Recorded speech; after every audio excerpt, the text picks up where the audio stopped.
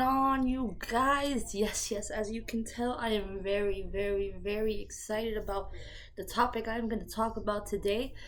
I'm going to take a little break from music just to warn you guys. So, no Harmonies, straight hustle today. With that being said, we are going to jump right in because the topic we are talking about today is, of course, the NBA playoffs set to kick off tonight. Now, I'm going to go in. I'm going to cover every game that's happening. I'm going to make this a two-parter. So, I'm going to cover tonight's games today. I'm going to cover tomorrow's games, evidently, tomorrow. So, best of both worlds. It's going to be a little bit of an in-depth look about each series, how I feel about it, who I expect to come out of them.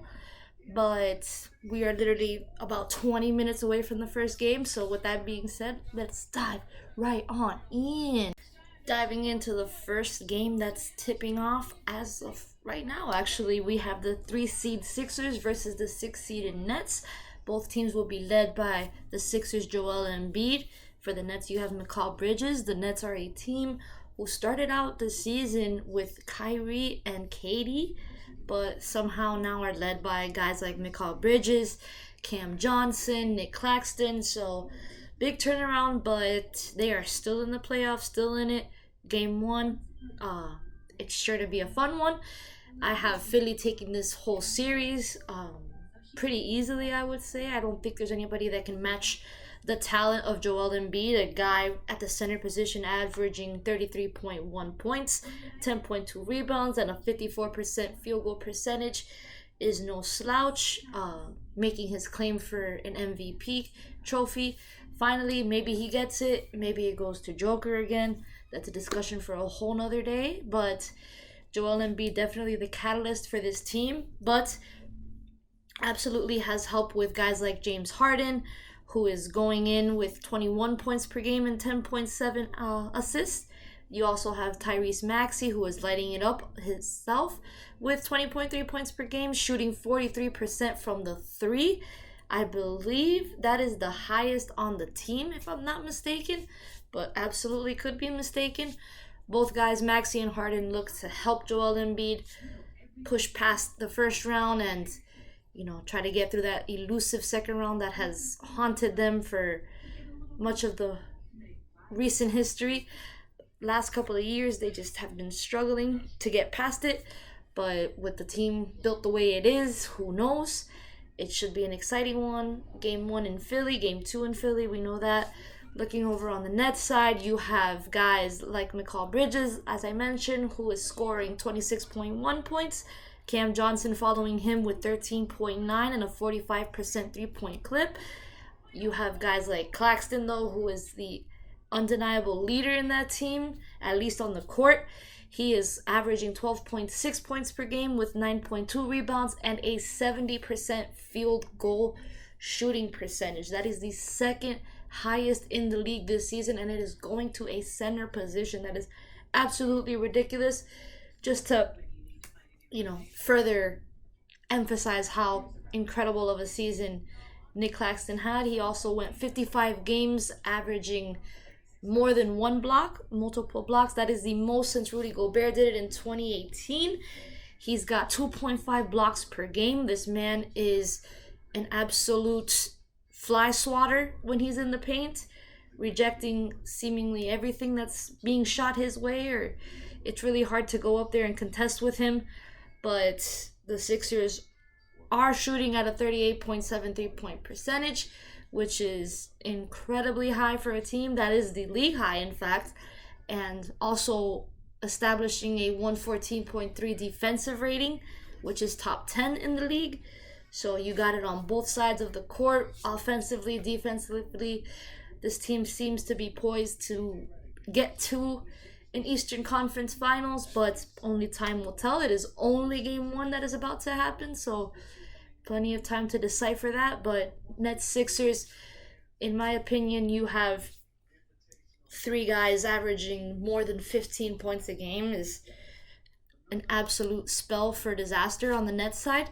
It's going to be tough to defend that when you lost probably your greatest offensive weapons and your only or your best defensive weapon plays at the center position, he's going to have his hands full with Joel Embiid. But guys like Maxey and Harden are also going to be needed to be guarded. So you can't double cover this dude. So it's going to be interesting to see how they attack them defensively, how aggressive they want to be on the offensive side against the Sixers. But I don't think this team is going to be the ones to stop the momentum that the 76ers have, whether it be individually with guys like Embiid or just the team overall. This is a 3 seed that could have easily been a 1 seed, and they are absolutely playing it like it. Lights out at the 3 points. They are incredible on the defensive end. They can give you 12-0 runs in the span of a minute. Just don't let them get hot, is all I would say. But my opinion, I have the Sixers going over in, I will give them 5 games. So Sixers Nets, first of the playoff games to tip off. That is my prediction. Going into our next series, we have the 2 seed Celtics taking on the 7 seed Hawks later on today, set to tip off at 3:30 Eastern time. But you have a matchup between Jason Tatum and Trae Young. Now, Jason Tatum, undeniably the leader of the Celtics, going 30.1 points per game with the help from Jaylen Brown going 26.6 points per game. Malcolm Brogdon, their free agent acquisition this season, averaging 14.9, going 44% from beyond the arc at the 3. You also have Time Lord Robert Williams, who is assisting on the defensive end, as well as sometimes on the offensive end. He's going 1.4 blocks per game defensively while getting 8.3 rebounds a game. Now the Celtics have held on to that first place seed for quite some time. Wasn't until the very end when they went on that slump. They were usurped by Giannis. No shock there, but both teams were more than deserving of that 1 seed. I know I mentioned the Sixers before, but between those big 3, I think either one of them could have held on to it. It just so happened to be the Milwaukee Bucks, but Boston definitely played like that 1 seed. They were averaging 118.8 as an offensive rating, second in the league. You also scored 16 3-points a game, which was also second in the league. This team can get it done from beyond the arc. They can absolutely be in your face defensively with guys like Marcus Smart, who I hadn't mentioned yet. But you're going against Trae Young, who's going hot, 26.2 points per game. He got 20-something against my Miami Heat, that bastard, but also averaging 10.2 assists and going 88% at the free throw line. That is going to be critical in this series.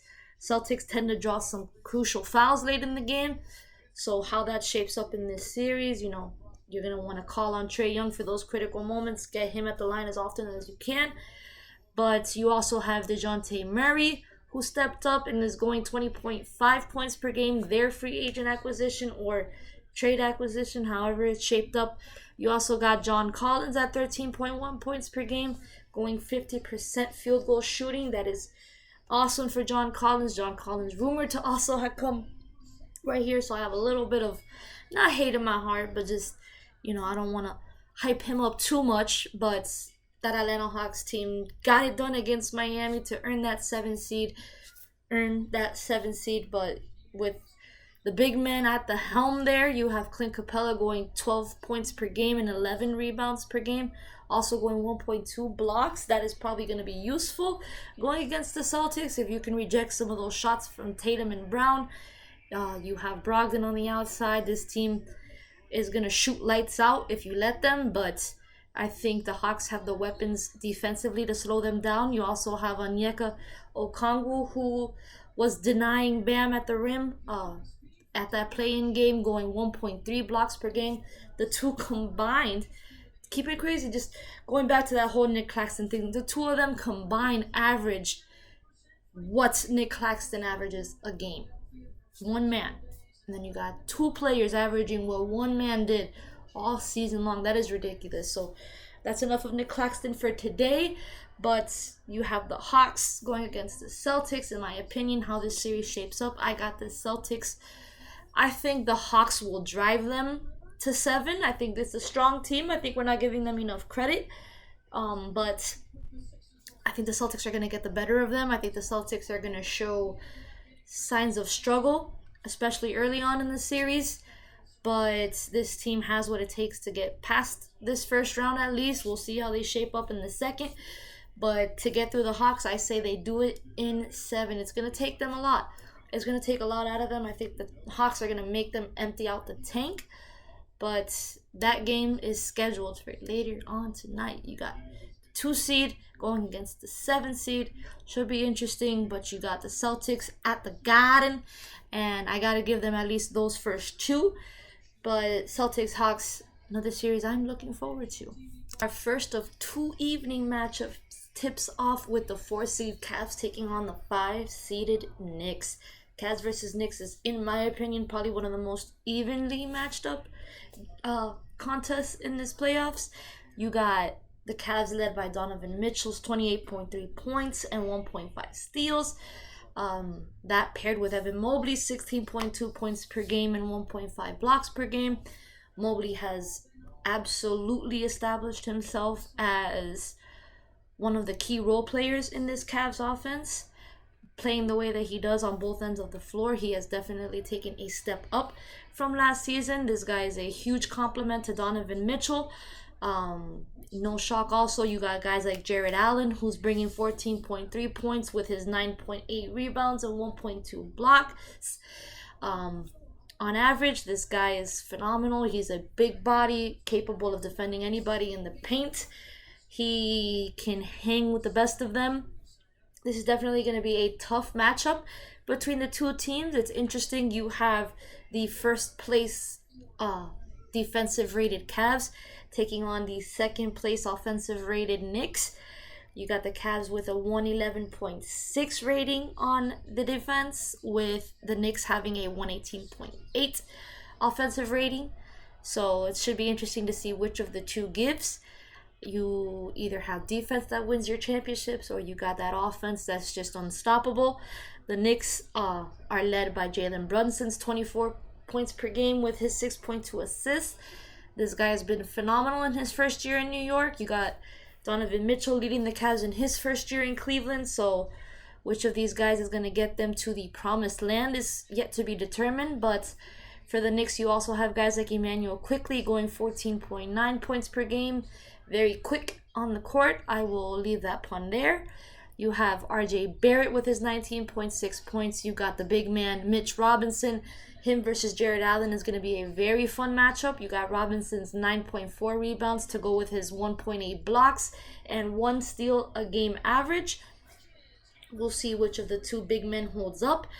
But you have Julius Randle, the true big man for the Knicks, who is a game-time decision. He is going to be questionable. Knicks can certainly use his 25.1 points per game average out there to go with his 10 rebounds.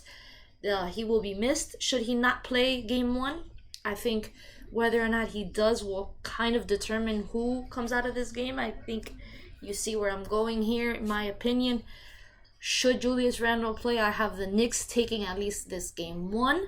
But should he not play, I think it's just going to be easy, depending on how long Randle's injury is going to keep him out. But game 1, I will take the Cavs if Randle is out. But in the entire series, I do take Spider Mitchell to bring the Cavs to the second round of the playoffs. No, it won't be LeBron. It will be Donovan Mitchell we are talking about. This is a guy who is stepping up.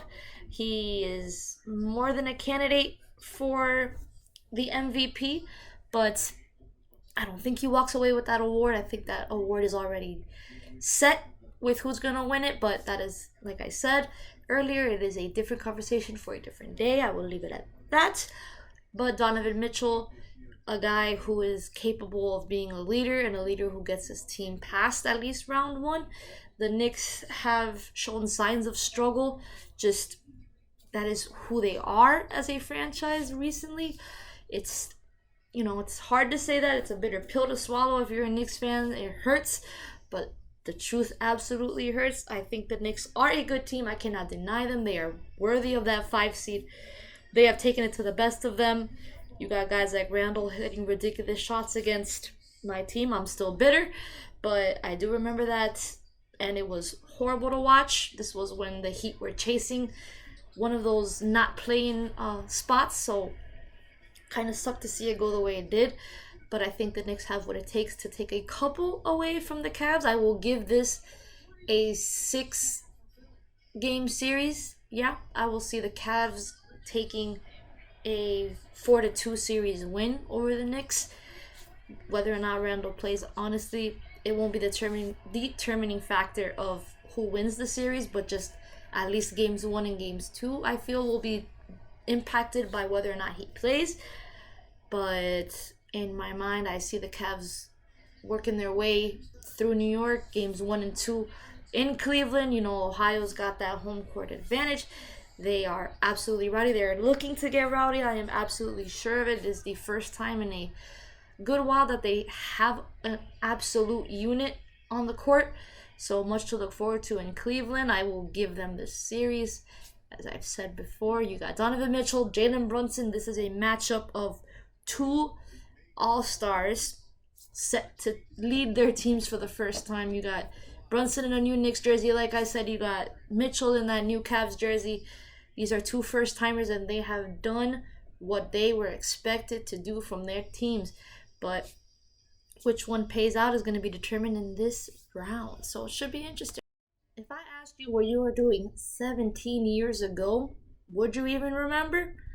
If you're an NBA fan, you were probably watching the last time the Sacramento Kings were in the NBA playoffs. Yes, you heard that right. 17 years ago.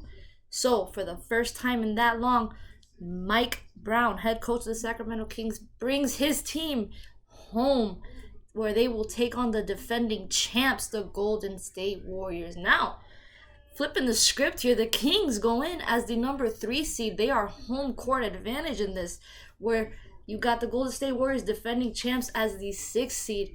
Now, you know, you can't say enough about the Warriors. We know who they are. We'll cover them. But who I really want to talk about are the Sacramento Kings. You have a bunch of new faces on this team, but no face is more recognizable in Sacktown than De'Aaron Fox. Yes, quick like Fox himself. He is averaging 25 points per game to 6.1 assists and 1.1 steals. He is the absolute machine that the Kings need. Without him, we don't know where they'd be. Probably not in the 3 seed is my guess. But he is there. He is quick. He is hard to defend. He gets on both sides of the floor, offensively and defensively. This guy is an animal. Not only that, but he has help this year in the form of a new face, Domantas Sabonis. Another freak show, averaging 19.1 points per game. He is shooting 61% field goal percentage. Now, that to me is saying he is making more than half of his shots and well over half of his shots. So kudos to him. He is nailing maybe 3 out of every 5 shots that he takes.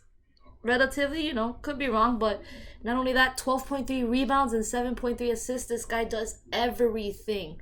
He was the answer that the Kings needed to get to this point, and he has paid off. You know, these off-season additions that they had are coming in clutch for them. Not only Sabonis, but you got guys like Malik Monk. You have Kevin Huerter, who have their tendencies. They are shooting. They are averaging in the teens as far as points per games are concerned. So a lot of help for De'Aaron Fox. Now, the Kings only have 1 win versus the Warriors this season, and it dates back to November. A 122-115 win on the 13th.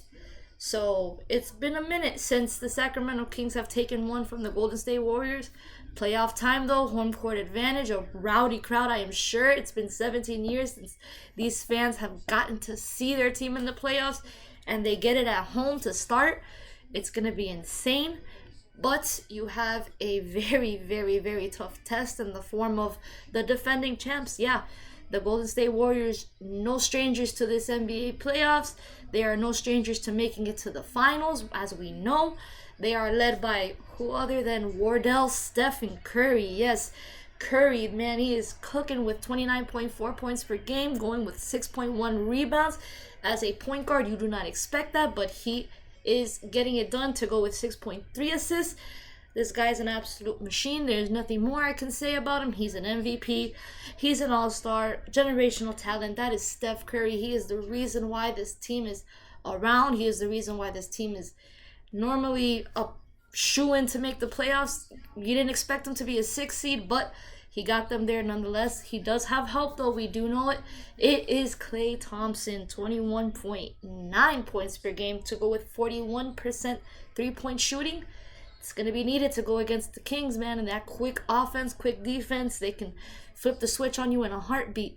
But you also have Jordan Poole, the rising star, who showed himself this season, last season. So what he's going to become, who knows? But this could be him starting to take the form of an all-star. He's got 20.4 points per game.